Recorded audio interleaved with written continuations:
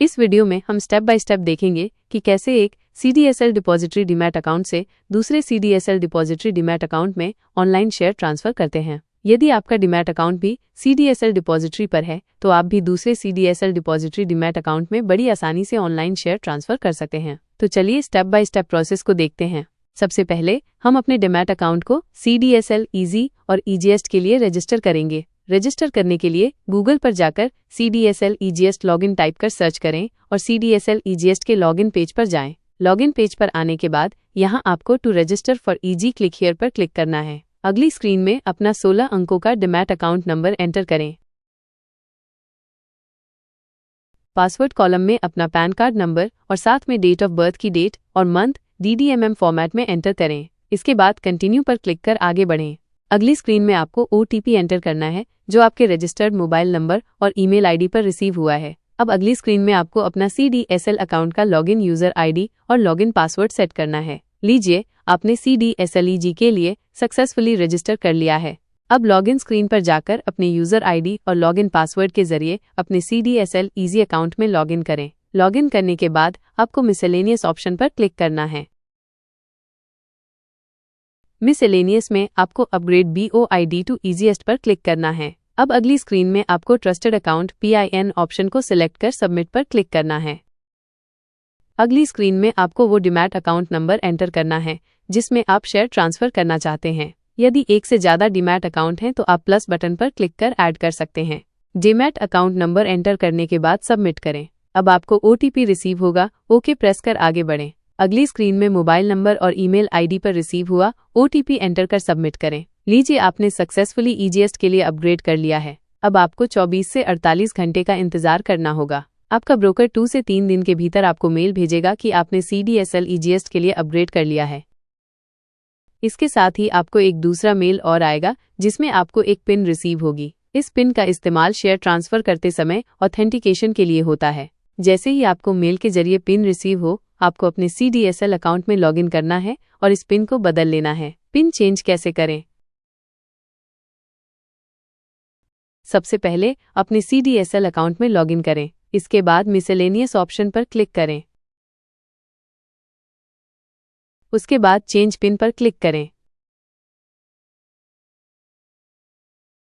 अगली स्क्रीन में old pin में वो पिन डालें जो आपको मेल के जरिए रिसीव हुई है और इसके बाद अपनी खुद की पिन सेट कर सबमिट करें। ध्यान रहे, आपको पिन कैपिटल लेटर्स और नंबर्स में ही बनानी है, कोई स्पेशल कैरेक्टर का उपयोग नहीं करना है। पिन बदलने के बाद अब आखिरी स्टेप में हम बेनिफिशियरी ऐड करेंगे।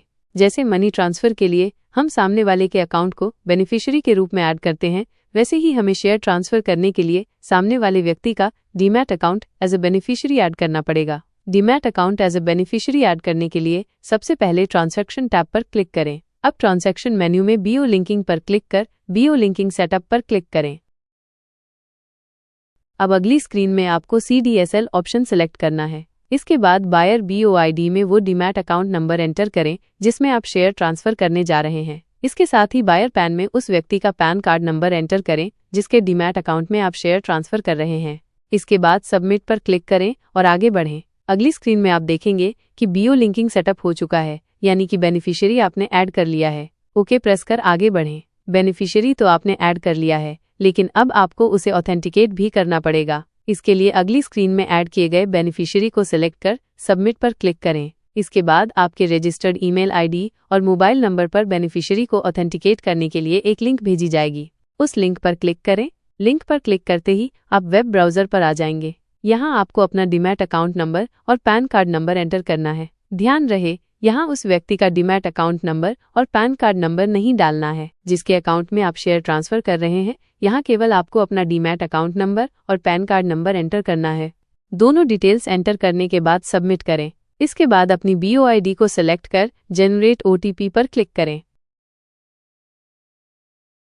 फिर अपने मोबाइल नंबर पर रिसीव हुए OTP को एंटर करें और एक्सेप्ट पर क्लिक करें। इसके बाद कन्फर्म करने के लिए ओके प्रेस करें। लीजिए, आपने सक्सेसफुली अपने बेनिफिशियरी को वेरीफाई कर लिया है। अब आप अपने CDSL अकाउंट में जाकर देख सकते हैं कि आपके द्वारा ऐड किया गया बेनिफिशियरी वेरीफाइड हो गया है। अब आप तैयार हैं इस बेनिफिशियरी के डीमैट अकाउंट में शेयर ट्रांसफर करने के लिए। शेयर ट्रांसफर की प्रक्रिया शेयर ट्रांसफर करने के लिए सबसे पहले CDSL अकाउंट में लॉगिन करें। ट्रांजैक्शन टैब पर क्लिक करें, फिर ट्रांजैक्शन टैब में सेटअप ऑप्शन पर क्लिक करें। अगली स्क्रीन में आपको बल्क सेटअप बटन पर क्लिक करना होगा। एग्जीक्यूशन डेट में आज की या कल की, जब भी मार्केट ओपन हो वो तारीख सेलेक्ट करें। अब काउंटर BOID में अपने बेनिफिशियरी यानी जिसके अकाउंट में आप शेयर ट्रांसफर करने जा रहे हैं उसे सेलेक्ट करें। बाकी सारे ऑप्शंस में आपको कुछ भी नहीं करना है। इसके बाद एंटिटी आइडेंटिफायर में आपको NA सेलेक्ट करना है। अब हम अपने शेयर्स को सेलेक्ट करेंगे जिन्हें हम ट्रांसफर करना चाहते हैं। इसके लिए प्लस बटन पर क्लिक करें। अगली स्क्रीन में अकाउंट ISIN पर क्लिक करें।